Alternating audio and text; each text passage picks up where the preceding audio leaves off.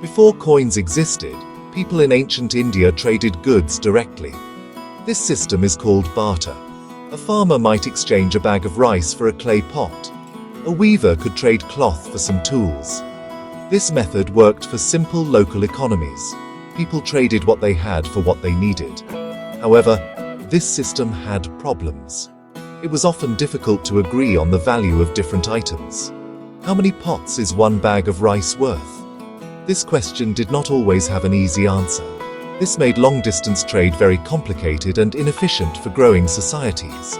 To solve the problems of barter, people began using metal as a medium of exchange. Pieces of copper, silver, and even gold were used. These metals had a recognized value. They were durable and easy to carry. At first, people used unmarked pieces of metal. The value of the metal was based on its weight. A trader would have to carry scales to weigh the metal for every transaction. This was better than barter, but it was still slow. The purity of the metal was also a concern. There was no guarantee that a piece of silver was pure. This created a need for a more reliable and standardized form of currency. The Vedic period texts, like the Rig Veda, mention terms such as nishka. Historians believe nishka might have referred to a gold ornament, like a necklace, that was also used as a form of currency. These were units of value, but they were not coins in the modern sense. They did not have a standard weight or an official mark of authority. They were a step between simple barter and the creation of true coins. This early use of precious metals shows that gold and silver were already seen as valuable. Their use laid the groundwork for the development of a more sophisticated monetary system in the centuries that followed. The transition from barter to metal currency was a slow but very important change. It represented a major step forward in economic development for the subcontinent. It allowed for more complex trade networks to form. It also made it easier to store wealth. Instead of storing perishable goods like grain, a person could store wealth in the form of metal. This shift prepared the way for the next great innovation in India's economic history. This innovation was the introduction of the first coins. These coins would carry the mark of a kingdom, guaranteeing their weight and purity for everyone.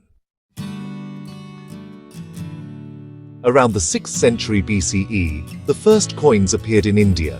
This happened during the time of the Mahajanapadas. These were 16 large kingdoms and republics that stretched across the northern Indian plains. These kingdoms needed a more efficient way to manage their growing economies and collect taxes. This led to the creation of punch-marked coins.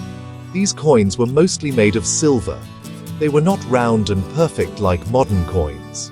They were irregularly shaped pieces of metal. Their value was guaranteed by the state or by merchant guilds, known as shrenis. This was a revolutionary concept for trade and administration.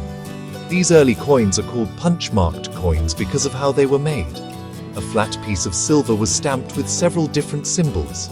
Each symbol was applied with a separate punch. The symbols were not elaborate pictures. They were simple geometric shapes, animals, or plant motifs. For example, you might see a sun, a six-armed symbol, a hill, or an elephant. It is believed that each symbol represented something specific. A symbol might identify the kingdom that issued the coin. Another might guarantee its metallic purity. This system of multiple punches made the coins recognizable and difficult to fake. The Mahajanapadas, such as Magadha, Kosala, and Avanti, each had their own unique sets of punch-marked symbols. This allows historians and numismatists today to identify where the coins came from. The coins of Magadha, which became the most powerful kingdom, are found over a very large area. This shows the kingdom's extensive economic influence. These coins facilitated trade on an unprecedented scale. A merchant from one kingdom could now easily trade in another. The coins were a common language of value. They helped to unify the region economically long before it was unified politically. The introduction of punch-marked coins marked a fundamental shift in the Indian economy. It moved away from metal weighed at the point of sale to a standardized, state-guaranteed currency. This greatly boosted commerce and made tax collection more systematic. It also allowed rulers to project their authority in a tangible way. Every coin carrying the state's marks was a small piece of propaganda circulating throughout the land. While these early coins were mostly silver, they established the principles of coinage. This foundation would later be built upon for the introduction of gold and other metal coins in the subcontinent. When the Mauryan Empire rose to power around 322 BCE, it unified much of India under one rule. The Mauryans continued to use the punch-marked coin system that was already in place. They did, however, create a more centralized and uniform currency. The Mauryan silver coins, known as panna, were used across their vast empire. These coins typically featured 5 punches, with the sun and a 6-armed symbol being common imperial marks. The Arthashastra, a famous treatise on statecraft attributed to Kautilya, describes in detail how the mints should be managed. It explains how to test the purity of metals and punish counterfeiters. The Arthashastra also mentions gold coins, calling them Suvarna Rupa. However, very few actual gold coins from the Mauryan period have been found by archaeologists. This suggests that gold coins were not used for everyday transactions. They were likely used for large payments, donations, or as part of the royal treasury. The economy of the Mauryan Empire was vast and complex. It relied mostly on silver and copper coins for daily commerce. The idea of gold as a store of immense value was well established, but its use as a common circulating coin was still very limited during this time. The Mauryan contribution was in standardizing and regulating the existing coin system. A major change in Indian coinage came after the decline of the Mauryan Empire.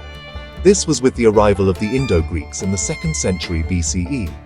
The Indo-Greek kings, who ruled parts of northwestern India, brought their Hellenistic traditions of coinage with them.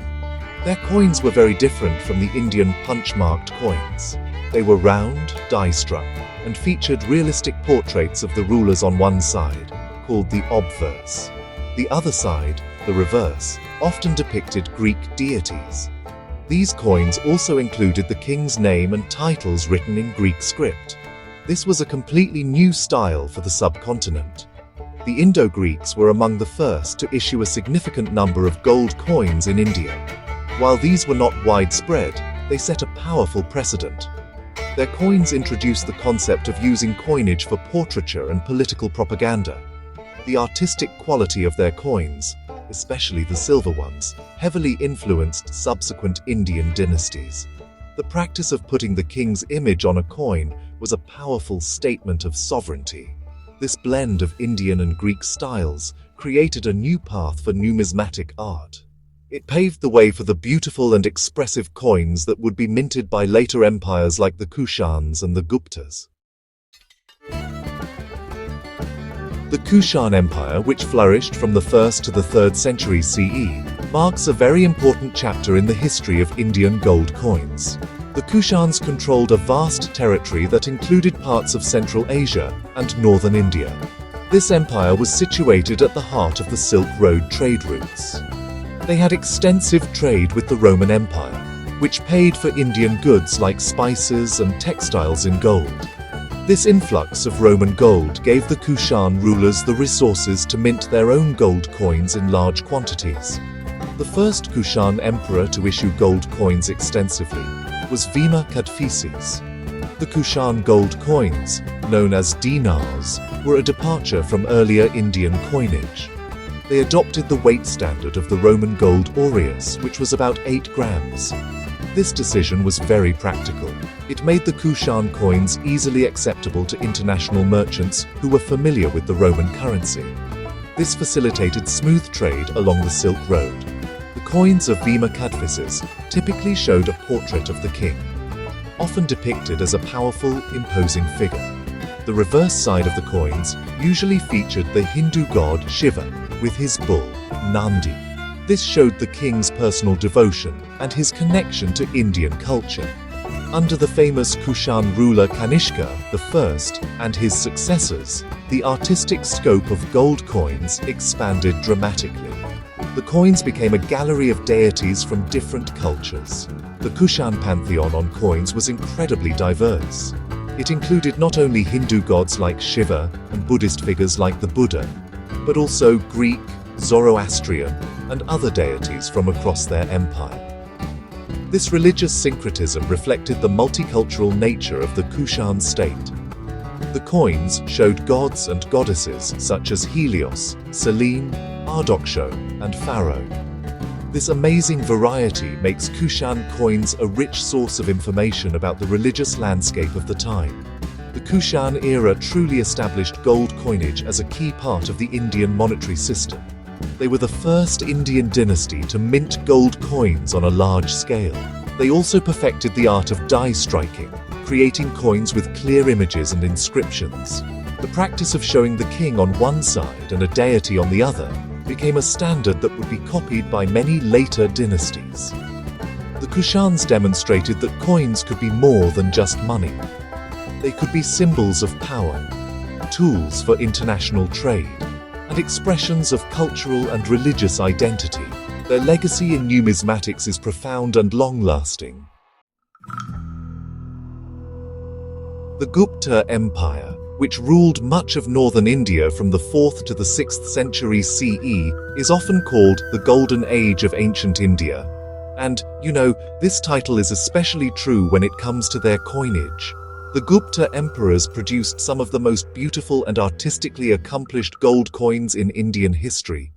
They continued the Kushan tradition of minting gold dinars, but, they infused them with a distinctively Indian style and incredible craftsmanship. The Gupta coins are celebrated for their detailed engravings, elegant designs, and the poetic Sanskrit inscriptions that accompanied the images. Honestly, they are true masterpieces of miniature art. The founder of the dynasty, Chandragupta I, issued a very important coin type. It showed him and his Lichavi queen, Kumaradevi, together on the coin. This celebrated the political marriage that was key to the founding of the empire. His successor, Samudragupta, was a great conqueror and a patron of the arts. His coins reflect his many achievements. The archer type, which became the most common Gupta coin design, shows the king holding a bow. Other types show him performing the Ashvamedha, or horse sacrifice, ceremony, playing a lyre, also called a Vienna, or battling a tiger. Each coin tells a story about the king's power, talents, and imperial duties. The artistic quality of Gupta coins reached its peak under Chandragupta II, Vikramaditya. His coins are known for their fine execution and variety. Besides the standard archer type, he issued beautiful designs like the horseman and lion slayer types. These images portrayed the king as an idealized hero king, a protector of his people. The reverse side of most Gupta coins featured the goddess Lakshmi, seated on a lotus or a throne. She symbolized wealth, prosperity, and royal legitimacy. The Sanskrit inscriptions in Brahmi script were often poetic verses praising the king's virtues and victories on earth. The Gupta gold coins were not just currency, they were powerful symbols of imperial grandeur and cultural sophistication. The purity of the gold and the high artistic standard of the coins reflected the prosperity and stability of the empire. They served as a medium for projecting the divine right ideology of the Gupta kings. Even as the empire declined, their coins set a benchmark for quality and beauty that was rarely matched by later dynasties. Today, Gupta gold coins are highly prized by collectors and historians. They provide an invaluable window into the art, culture, and ideology of this brilliant period in Indian history. After the decline of the mighty Gupta Empire in the 6th century CE, northern India fragmented into several smaller kingdoms. This political instability led to a noticeable decline in the quality and quantity of gold coinage in the north. Many of the succeeding kingdoms, like that of Harsha, issued silver and copper coins, but, very few gold ones. The once abundant flow of high-purity gold coins seemed to just dry up. The intricate artistry and imperial grandeur of the Gupta dinars were replaced by cruder, debased currencies. This period, often seen as a dark age for northern Indian numismatics, really reflected the turbulent political and economic conditions of the time. However, the story of gold coins continued to unfold vibrantly in southern India. While the north saw a decline, powerful dynasties in the south began issuing their own distinctive gold coins. The Chalukyas, the Rashtrakutas, and later the Cholas, and the rulers of Vijayanagara, all had robust economies that supported the minting of gold currency. These southern coins were stylistically very different from the Gupta models. They rarely featured portraits of the king. Instead, they were often decorated with dynastic crests and symbols. For example, the Chalukyas used the boar, or Varaha, the Pandyas used the fish, and the Cholas used the tiger. The gold coins of southern India also had their own system of names and denominations. The most common high-value gold coin was often called a hon or pon. A smaller gold coin famous throughout the region was the fanam.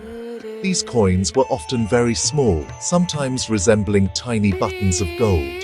The designs were typically simple and symbolic, focusing on the emblem of the ruling dynasty. The powerful Vijayanagara Empire, from the 14th to the 16th century, issued a large variety of gold coins. Their most famous coin, the pagoda, often featured deities like Venkateshwara, or the divine couple Uma Maheshwara, reflecting the strong religious identity of the empire.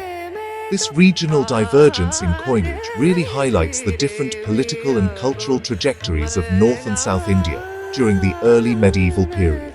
While northern India's economy may have become more localized, the southern kingdoms were deeply involved in maritime trade with Southeast Asia and the Middle East. This trade brought a steady supply of wealth, which was reflected in their consistent use of gold currency. The gold coins of the South, with their unique symbols and standards, tell a story of enduring prosperity, regional pride, and a distinct cultural identity that continued to flourish independently of the North.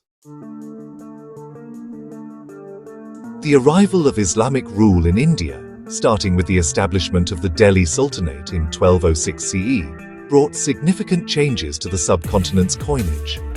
The new rulers introduced Islamic numismatic traditions, which were very different from the earlier Indian styles. The most fundamental change was the removal of all figural representations, such as portraits of kings or images of deities. This was in accordance with Islamic aniconic principles, which forbid the depiction of living beings in religious or official contexts. Instead of pictures, the coins were covered entirely with calligraphy, usually in Arabic or Persian script. The gold coins issued by the Delhi sultans were known as tankas. These were coins of a high purity and a standardized weight. The inscriptions on these gold tankas were carefully arranged to fill the entire surface of the coin. They typically included the name and titles of the ruling sultan, the date of minting, using the Hijri calendar, and the location of the mint. The coins also frequently carried religious verses from the Quran, such as the Kalima, the basic statement of Islamic faith. This made each coin a declaration of the ruler's sovereignty, as well as his religious affiliation. One of the most ambitious and controversial numismatic experiments was conducted by Sultan Muhammad bin Tughlaq in the 14th century. He is famous for his forced introduction of token currency, minting brass and copper coins that were meant to have the same value as silver and gold tankas. However, this experiment failed disastrously due to mass counterfeiting. Despite this failure, his gold tankas were of excellent quality and design. He issued coins with bold calligraphy and innovative titles, proclaiming himself as the warrior in the cause of God or the slave who trusts in God's mercy. The gold coinage of the Sultanate period represents a major break from the past. The artistic focus shifted from imagery to the beauty of the written word. The coins became carriers of textual information, asserting the political and religious authority of a new ruling class. The standardization of the tanka created a reliable currency that facilitated trade across the vast sultanate. This new style, dominated by elegant calligraphy, would heavily influence the coinage of the subsequent Mughal Empire and other regional sultanates, setting a new standard for numismatic design in India for centuries to come. The Mughal Empire, founded by Babur in 1526, ushered in a new era of political unity and economic prosperity in India. This was reflected in their magnificent and highly standardized coinage system. The Mughals refined the monetary system of the Delhi Sultanate, creating a uniform currency that was used across their vast territories. The primary gold coin of the Mughal Empire was the Mohur. The Mohur was a beautifully crafted coin of very high purity, weighing around 11 grams. It was a symbol of the immense wealth and power of the Mughal court. The silver rupee and the copper dam were the other pillars of this trimetallic system. Emperor Akbar the Great played a crucial role in reforming and standardizing the Mughal currency. He established imperial mints in major cities throughout the empire, from Kabul to Bengal. This ensured that coins of a consistent weight and purity were produced everywhere. While most of Akbar's coins followed the Islamic tradition of using only calligraphy, he also experimented with pictorial designs. Some rare and fascinating coins from his reign depict a hawk or a duck. In his later years, he introduced coins with a new Ilahi creed and calendar, reflecting his unique religious and philosophical ideas. These coins are a testament to his innovative and inquisitive mind. Under Akbar's successors, Jahangir and Shah Jahan, Mughal coinage reached its artistic peak. Jahangir was a great connoisseur of art, and his coins are some of the most creative in Indian history. He issued a famous series of zodiac coins, where each gold mohur featured one of the 12 signs of the zodiac. Even more remarkable were the portrait mohurs. On these coins, Jahangir broke with Islamic tradition and depicted himself holding a wine cup or a book. These coins were personal gifts and not for general circulation, but they are stunning examples of Mughal artistry. Shah Jahan's coins, in contrast, returned to a more formal calligraphic style, known for their elegant and perfectly balanced designs. The Mughal Mohur became a currency of international repute, known and accepted far beyond India's borders. The standardization, high purity, and artistic beauty of Mughal gold coins were a direct reflection of the empire's stability and economic strength. The system was so efficient that it was largely adopted by the British when they began to establish their power in India. The legacy of the Mughal Mohur, as a symbol of value and authority, was so strong that it continued to influence Indian currency for a very long time, even after the empire itself had faded into history. As the Mughal Empire weakened in the 18th century, various regional powers, including the Marathas, Sikhs, and princely states, began to issue their own coins. However, the rising power was the British East India Company. Initially, the company minted coins in the Mughal style, often in the name of the reigning Mughal emperor, to ensure their acceptance in trade.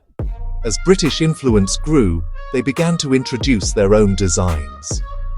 The Coinage Act of 1835 was a major turning point. It established a uniform currency for British India, featuring the portrait of the British monarch, first King William IV, and later Queen Victoria, on the obverse. The British issued gold coins, also called mohurs, but their circulation was limited. The primary currency of the British Raj was the silver rupee. Gold was treated more as a commodity or a reserve asset than as a circulating medium for daily transactions. The British gold mohurs, featuring the monarch's profile, were designed in a distinctly European neoclassical style. This marked a complete break from the calligraphic or symbolic traditions of Indian coinage. These coins were symbols of a new imperial power, projecting the authority of the British crown over the subcontinent. The minting of these gold coins was sporadic and eventually stopped. After India gained independence in 1947, the new republic needed to create its own currency. The first coins of modern India replaced the British monarch's portrait with a symbol of Indian national identity, the Ashoka lion capital. This powerful symbol, taken from a Mauryan pillar, connected the new nation with its ancient past. For many years, India did not issue gold coins for general circulation. Gold was, and remains, a precious store of value for Indian families, often held in the form of jewelry or simple bullion bars. The government's policies focused on managing gold imports and controlling its role in the economy. In recent times, there has been a resurgence of official gold coins. In 2015, the Government of India launched the Indian gold coin, the first ever national gold coin. These modern bullion coins are minted by the government and have standardized purity and weight. One side features the Ashoka lion capital, while the other features the charkha or spinning wheel, a symbol associated with Mahatma Gandhi and economic self-reliance. These coins are not for everyday transactions, but serve as a tool for investment and savings. They represent the modern chapter in India's long and glittering journey with gold, connecting ancient traditions of value with the financial needs of the 21st century.